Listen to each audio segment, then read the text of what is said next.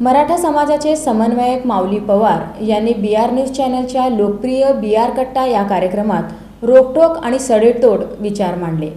BR news चॅनलच्या BR कट्टा या बहुचर्चित आणि लोकप्रिय ठरलेल्या कार्यक्रमात सकल मराठा समाजाचे समन्वयक माऊली पवार यांनी रोकठोक आणि सडेतोड उत्तर दिली। माऊली पवारला समाजाने मोठा पाठिंबा दिला। माऊली पवार समाजात मोठे झाले, परंतु माऊली पवार समाजातील फक्त 4च लोकांचं ऐकतात। 4 लोक जर चांगलं सांगत असतील तर त्यांचं ऐकलं पाहिजे का नाही ऐकलं पाहिजे? चांगलं सांगत असेल, चुकीचं सांगितलं ऐकायचा विषय येत नाही। BR न्यूज चॅनलचे ओनर तथा मुख्य संपादक मनीष केत यांच्या संकल्पनेतून साकारलेल्या BR कट्टा या कार्यक्रमानं तमाम दर्शकांना खिळून ठेवण्यात यश मिळवलं आहे। सकल मराठा समाजाचे समन्वयक माऊली पवार यांनी तिरकस गुगली प्रश्नांना मनमोकळेपणानं उत्तरं दिली।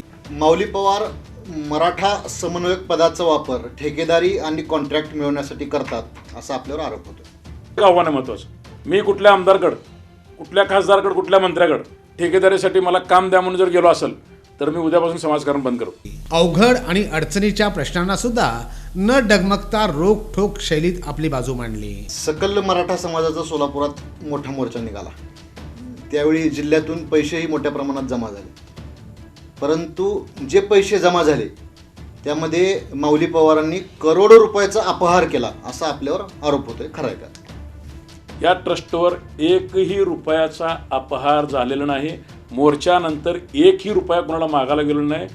कुणाला डाऊट वाटतं त्यांनी कधी यावं, माने बँक पार्क चौक शाखेत जाऊन एफडी तुम्हाला बघायला मिळेल।